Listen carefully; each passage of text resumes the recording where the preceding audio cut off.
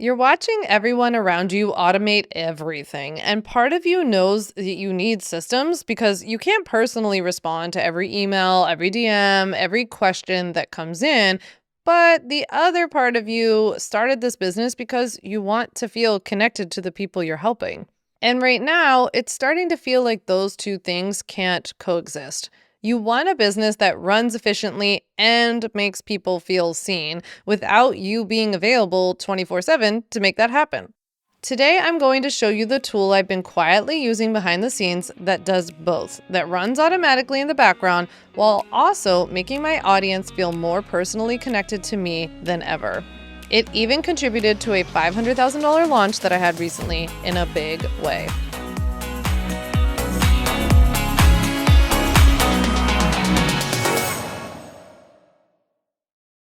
First, I want to welcome you to the podcast. If you're new to On Your Terms, welcome. If not, welcome back. On Your Terms is a podcast for online business owners who want to be as present in their lives as profitable in their businesses. And one of the ways we can do that is through automation. But I have a feeling that you're kind of like me, where you're like, I'm cool with using automation, but I also don't want to come off like a chat AI robot of some sort. And like, it's kind of hard to find a balance, isn't it? Like, you don't hear very many people talking about the balance. So I'm hoping that that's what today's episode is for you. Now, speaking of, this is very meta of you, but I'm going to ask you to go down below and click the link in the show notes to submit a question for me using the very tool that we're talking about today. So this is actually a great idea, guys, because you can go down below, you can click it, and then you can go through the whole little process and you can see how I'm using it. And all I ask for in exchange is submit a question. So you can send me a video, you can send me an audio note, it's like as if we were like voice noting each other. You can even send me a text message, whatever you want, and I will get back to you there. But you also might see your question, if you give me permission, of course, answered in a future episode. So click the link in the show notes to submit a question now. So I got this question from a listener named Debbie, actually through the very tool that we're talking about today. And that's what led me to wanting to do this episode in the first place. So let's hear from Debbie. Hey, Sam. So I actually love VideoAsk, but lately I haven't been using it as much. I don't know why. You pay almost like, what is it, over $400 for this a year. So I'm curious because I saw in one of your newsletters that you plan on using this more often.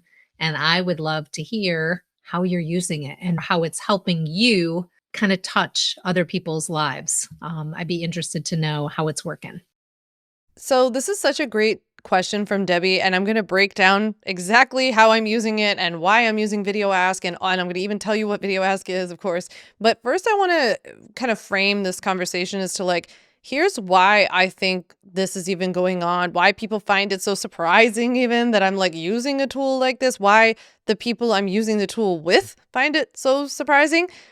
I think that automation has killed the vibe, right? So like, I think that automation has come in and automation is so helpful. Don't get me wrong. There's like probably literally thousands of things happening in my business every day automatically without me even knowing it because we use tools like Kit and Zapier, or is it Zapier? I just like wish somebody would tell me because I never freaking know. But Zapier, we use them. Like I know that we max that out all the time and have to keep paying more. I use Facebook ads that happen automatically, email replies that happen, so many things automatically. Automatic stuff is great, right? Here for the automatic stuff, great. However, it does lead to less human interaction. And I think when it comes to business, that can be a problem because, first of all, people start to see you as a business and not a person. I think that people feel sometimes treated like a number. People don't feel seen. They feel like you just want to take money from them, but you don't really care who they are. And they're kind of tired of the shtick online, right? I see this a lot when I get really mean emails sometimes, and it's one of my favorite things. It depends on like the level. There's like level 0 to 5 of mean emails. Sometimes I can tell, I have like a PhD in mean emails at this point, and I can tell that sometimes people are just taking their stuff out on me in an email because they think it's like going into the internet abyss, right? And a lot of times I will write back and be like, hey, Sam here, because literally they will actually write in the email like, you don't even read this and I bet you never even see this. And they will like say that all the time. Literally, they will say that. So I will then take it upon myself. I'm not supposed to do this, by the way. The team gets probably frustrated, but that's fine. It's the perks of being the boss. And so I will go in, I will respond to this email and be like, hey, Sam here. Sam reads her emails. I don't talk in the third person. And I tell them, like, it's me. And just so you know, for the future, like, I actually do read this and write back and blah, blah, blah. Do you know what people do sometimes more than ever? Well, either they do nothing or they respond back and go like, oh my God, I can't believe you actually read that. Like you can tell that they really thought. Now, it's neither here nor there. This is not an event sesh about people writing me mean emails. The point is, what I find very interesting about the psychology of getting emails like that is that people have come to expect that you are not human. People act differently online. We all know the keyboard warriors. And this is why I think that you have a huge opportunity sitting in front of you. You have an opportunity to turn this into a gold mine for your business and to stand out from the crowd because you can be a human and you can let people know that you are human and that there is a real person no matter how big your business gets eventually, right? You can prioritize customer service. You can create and cultivate personal connections with people. If you've read my book, When I Start My Business, I'll Be Happy, you know that I have an entire chapter dedicated to the what I call the Olive Garden effect. It's treating people like once you're here, you're family, whether they're on your email list, listening to your podcast, once they're a customer. It's really about the little ways that I have cultivated connection, no matter how big my business has gotten over the years. And yes, it has gotten to the point now where people stop me and they say, oh, I'm in the ultimate bundle, like when I'm at a conference or something and I'm like, oh, cool. I don't know who they are, right? And that's very, very different than what it was like when I started. However, I have also gotten to know a lot of people who are in the bundle. I have met people real life, face to face. And now I'm using this tool to get to know future people in a really cool way. I think this is where the tool that I'm using called VideoAsk can come in. So by the way, I'll mention off the bat, VideoAsk is not sponsoring this. This is not sponsored. This is purely coming from Debbie's question. So VideoAsk is a tool that allows you to have video, audio, or text message conversations back and forth with people in an automated way. It's kind of like FaceTiming your customers or listeners or followers. It's really, really cool. Like I sent a video reply back to someone who sent me a video and they were like, oh my God, this is really cool. I feel like we're FaceTiming right now. It's actually pretty fun. I'm really glad they didn't have this when I was in middle school because I would have been doing this all the time. So the cool thing about it is that people can send you, like I said, that video, that audio or text message, and you can reply back to them individually. So like Debbie sent me this question. I then sent Debbie a video back giving her an answer because I didn't want her to wait for like 2 months for this episode. So I gave her an answer back and she can respond back again if she'd like. She can send me another video. She could send me an audio message. She could just text me back. And you can even reply to people by email. So sometimes when it kind of gets to the end of a conversation, I will just hit reply by email and we send a quick, just kind of text in an email.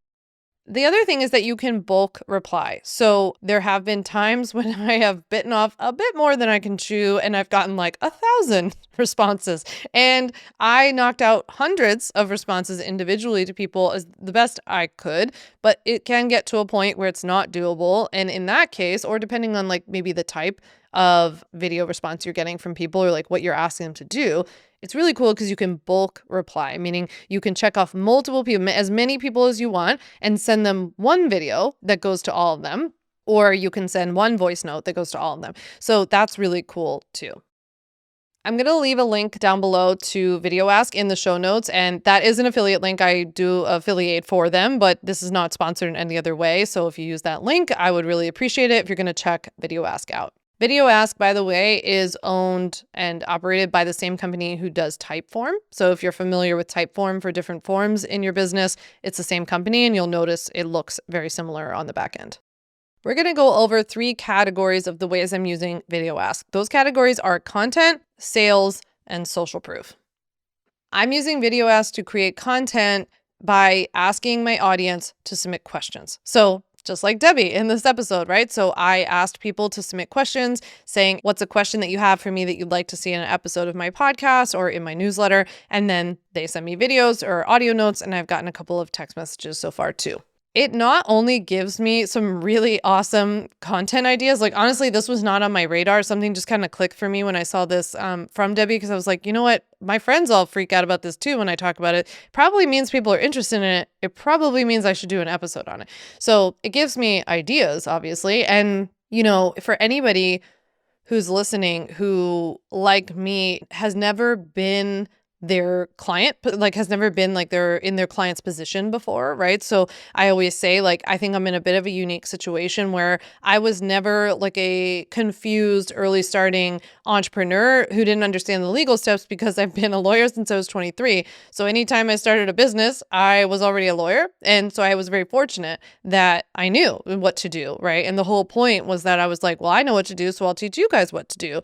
But sometimes it's hard from my perspective to understand what you don't understand or what's confusing or how you put it, right? And like where you're getting tripped up. So it's really helpful to not only give me customer content ideas, but also to hear those questions in your own words, right? So I hear the way that you ask me about LLCs, or I hear the way you ask me about VideoAsk. It's not even the way that I would maybe phrase it. So even that itself could be very helpful to you if you're somebody who sometimes feels like more removed from your customer's pain point, from their problem, even.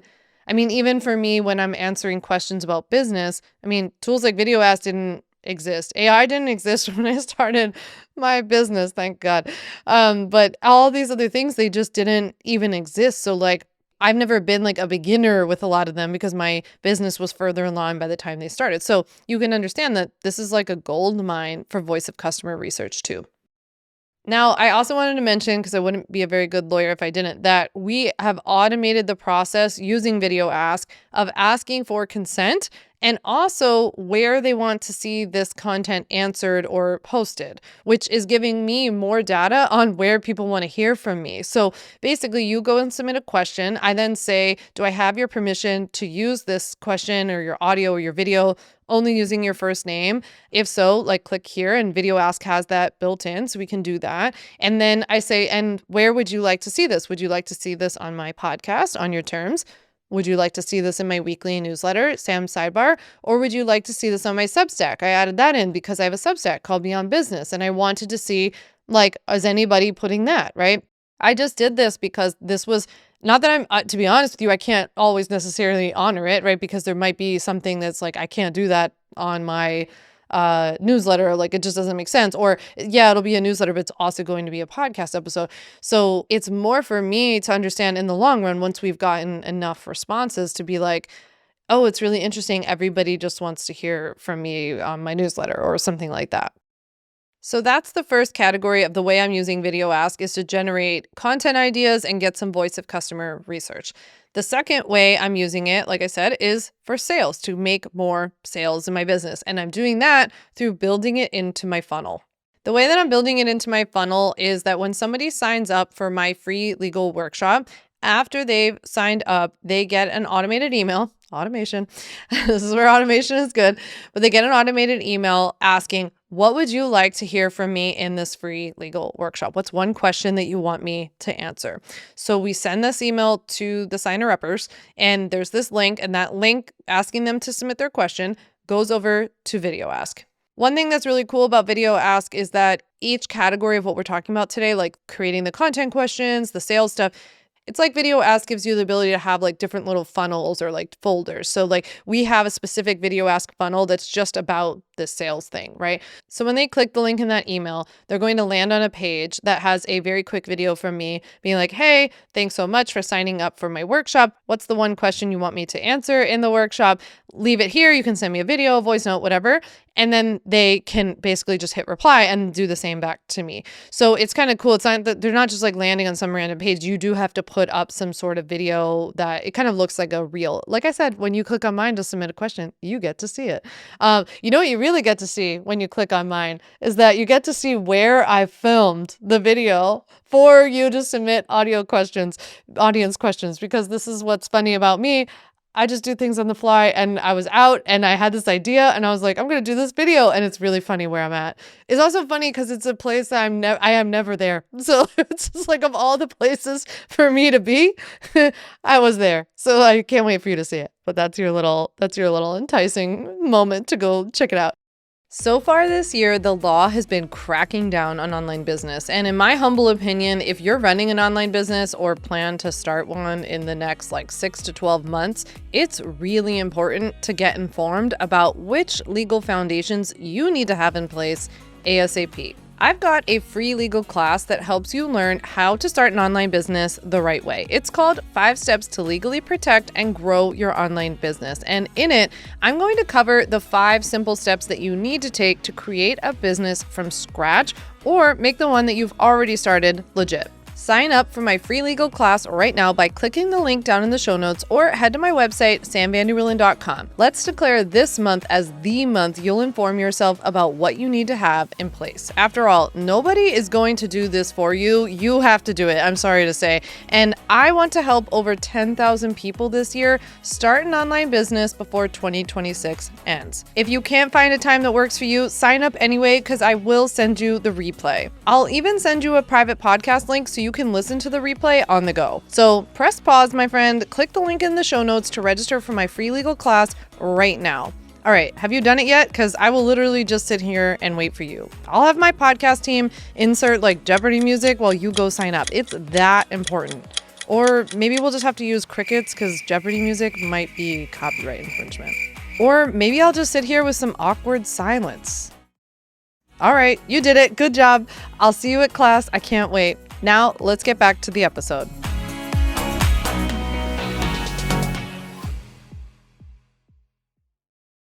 So they see this video on the page of me asking them what question they want to hear. They send me the reply. And I then, first of all, boy, how many ways can I tell you that how valuable this is for me in so many different ways?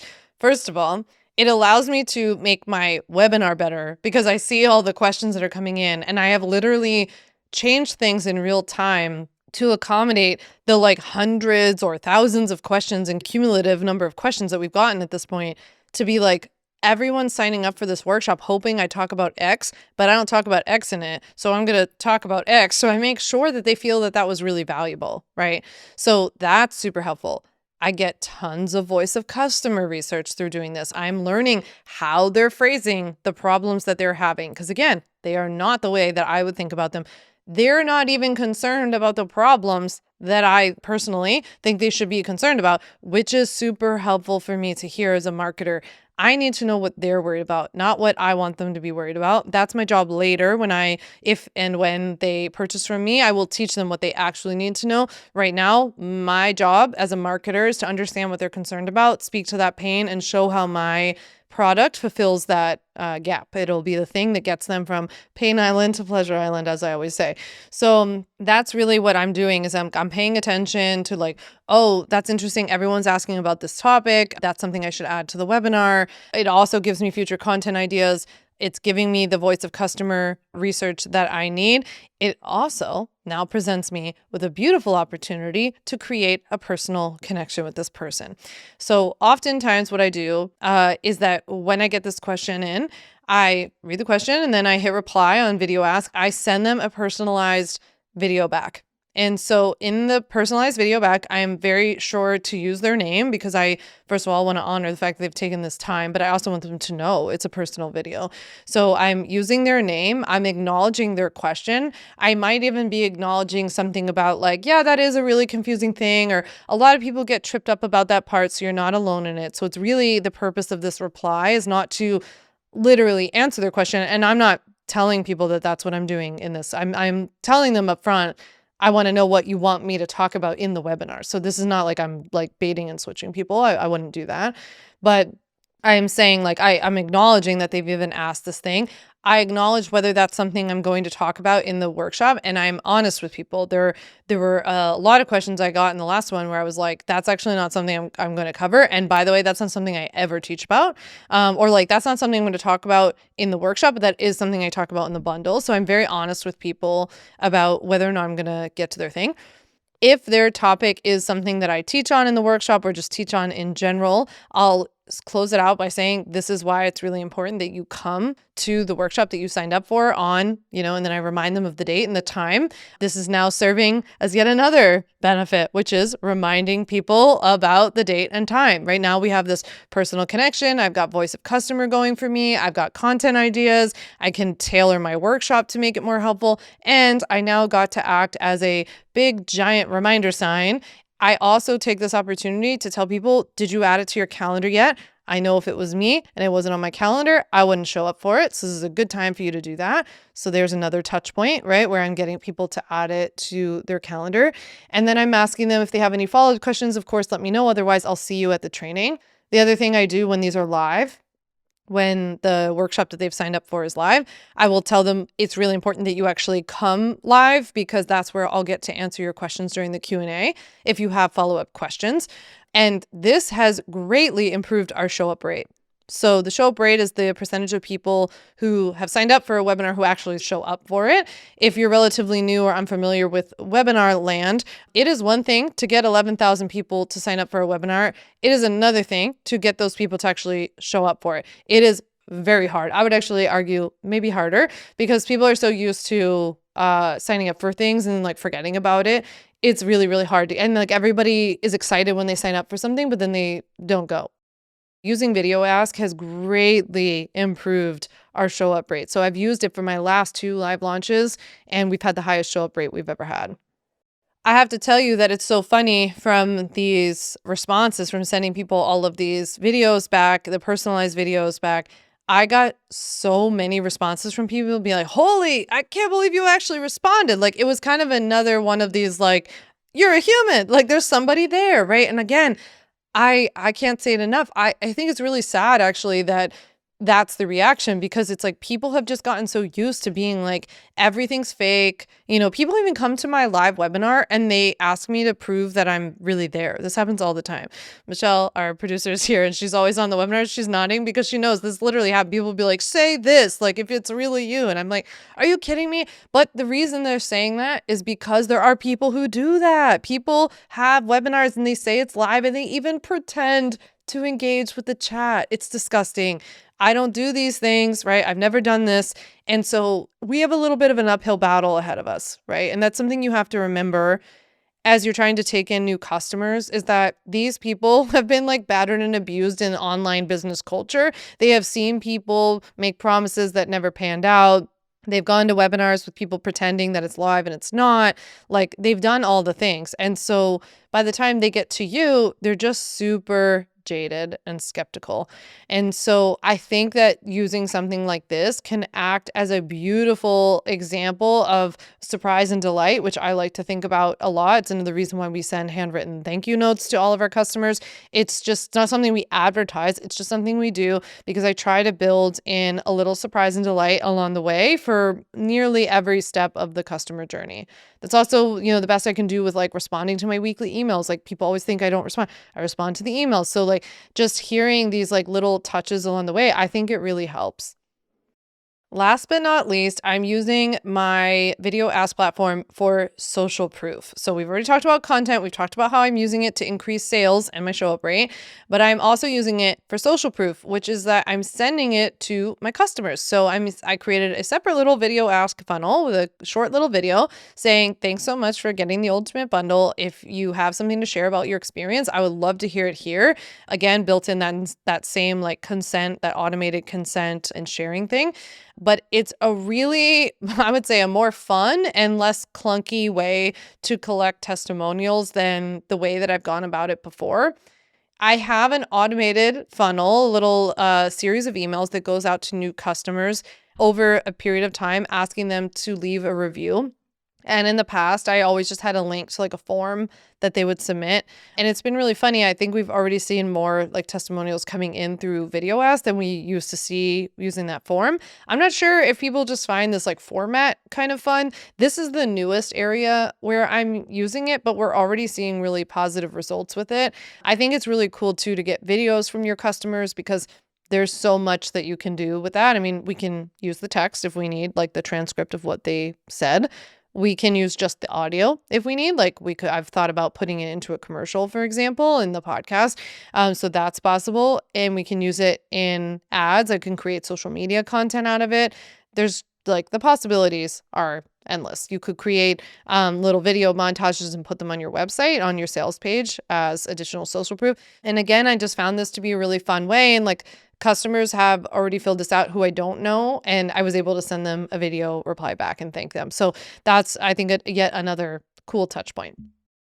I think that using VideoAsk so far has just led to a lot of these little like surprise and delight moments for both of us, by the way. This is a two-way street. So I have had so many moments where I've watched these people's videos and I've been like, you guys are so cool. Like you're doing such cool things. And like I heard from a farmer the other day. One guy sent me a VideoAsk while he was on a flight. Like he was literally in the air, 30,000 feet. And he sent me a VideoAsk and I got right back to him and I was like, where are you going? Like what kind of trip? And it was really fun because we were just like going back and forth. I would never get to have these conversations with people, right? And so I remember somebody sent me in the last live launch, somebody sent me a video from Nigeria and she was walking around outside where she lived. And I, as a travel nut who just like wants to see every little last corner of the entire earth, I was like, this is amazing. Can you just keep walking around? Like, show me everything. I want to see everything. And I got back to her.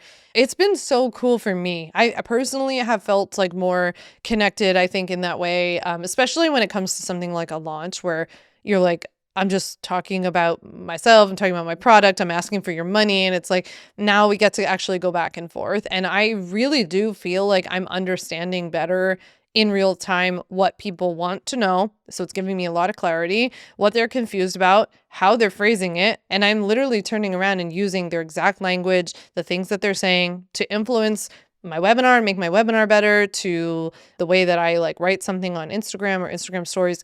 So I think it's been really helpful. And obviously, yes, it has led to increased sales and that's all great. But I think that for me, like this personal connection and feeling like I have more of like an ear to the ground has been probably the biggest impact for me.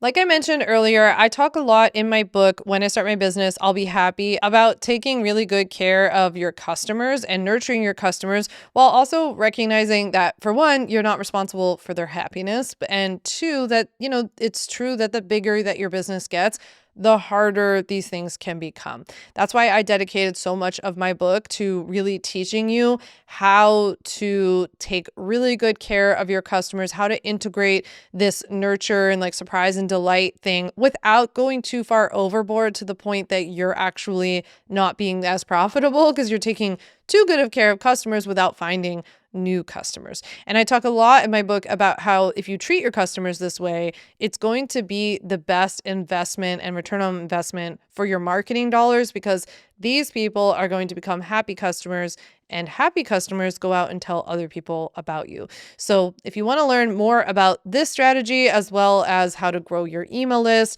and even how to build your first $1 million digital product using my evergreen strategies, definitely go check out my book, When I Start My Business, I'll Be Happy, anywhere books are sold. I'll also leave a link down in the show notes below where you can get it, but it's available at every bookstore. It's available on Bookshop, Amazon, Barnes & Noble, Target, everywhere that you can get books. So grab a copy now. All right, with that, I really appreciate you listening, and I can't wait to chat with you next week. See you then.